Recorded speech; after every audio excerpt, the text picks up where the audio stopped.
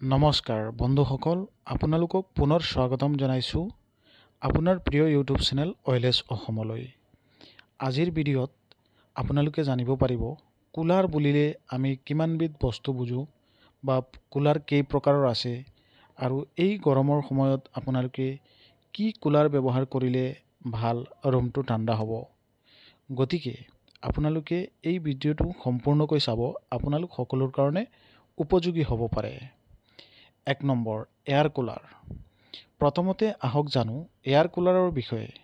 এইবোৰ সাধাৰণতে ঘৰ বা অফিচ ঠাণ্ডা কৰাৰ বাবে ব্যৱহাৰ কৰা হয়। এয়াৰ কুলাৰে পানীৰ বাষ্পীকৰণ ব্যৱহাৰ কৰে আৰু ইয়াৰ বিভিন্ন ধৰণ আছে। এয়াৰ কুলাৰবিলাকৰ যেনে ডেজাৰ্ট কুলাৰ, ডাঙৰ শকতি বেছি ডাঙৰ ৰুমৰ বাবে। পাৰ্চনেল কুলাৰ, সৰু ব্যক্তিগত ব্যৱহাৰৰ বাবে এটা ৰুমৰ কাৰণে। টাৱাৰ কুলাৰ, এইবিলাক কিবা এটা ৰুমৰ এটা ছাইডত ৰাখি পেলাই ঠাণ্ডা কৰিবৰ কাৰণে এটা ৰুমত।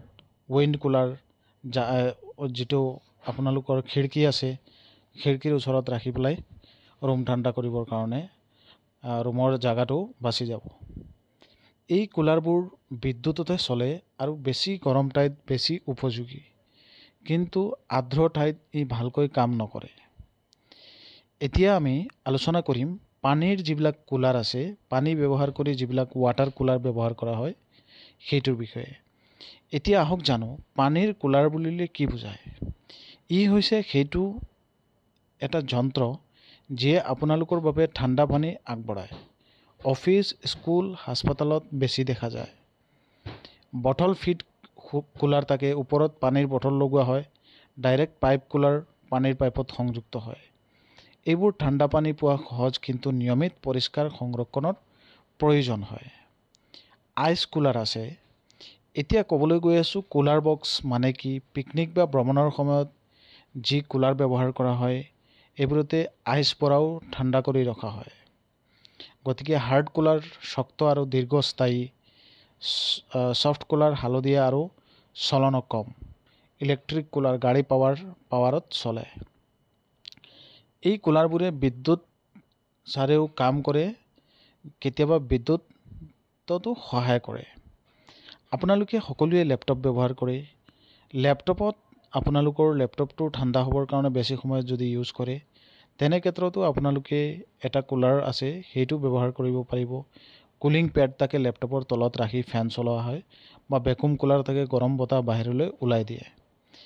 এইবোৰ USB পৰ্ট যিটো আছে আপোনালোকৰ, সেই পৰ্ট দি পেলাই আপোনালোকৰ লেপটপত ব্যৱহাৰ কৰিব পাৰিব। চমু কিছু সাৰাংশ আমি জনাব বিচাৰিছোঁ এই ভিডিঅ'ৰ যোগেদি। কুলাৰৰ ধৰণবিলাক আৰু প্ৰধান ব্যৱহাৰবিলাক আৰু বিদ্যুৎ লাগে নে নালাগে বা কেনেকৈ আপোনালোকে চলাব পাৰি সেইখিনি জনাব বিচাৰিছোঁ। এয়াৰ কুলাৰ যিটো আছে সেইটো আপোনালোকৰ ৰুম ঠাণ্ডা কৰিবৰ কাৰণে ব্যৱহাৰ কৰা হয় আৰু ইয়াৰ কাৰণে বিদ্যুৎ উপযোগী আৰু উপযুক্ত ঠাই হ'ল ঘৰ বা অফিচত আপোনালোকে ব্যৱহাৰ কৰিব পাৰিব। পানী কুলাৰ, ঠাণ্ডা পানী ব্যৱহাৰ কৰিবৰ কাৰণে আৰু ইয়াৰ কাৰণে বিদ্যুৎ লাগে। স্কুল, হাস্পতাল তাতে তেনেধৰণৰ কুলাৰবিলাক দেখিবলৈ পোৱা যায়। আইচ কুলাৰ, ঠাণ্ডা ৰখা খাৱাৰ পানী নহয়, কেতিয়াবা পিকনিক বা ভ্ৰমণত যাওঁতে তেনেধৰণৰ আইচ কুলাৰবিলাক কিছুমান মানুহে লৈ যায়।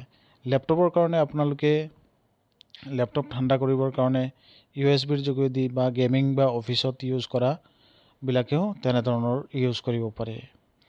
এয়া আছিল আজিৰ ভিডিঅ'। কুলাৰৰ সকলো ধৰণৰ বিৱৰণ আপোনালোক সকলোকে জনাইছোঁ এই ভিডিঅ'ৰ যোগেদি।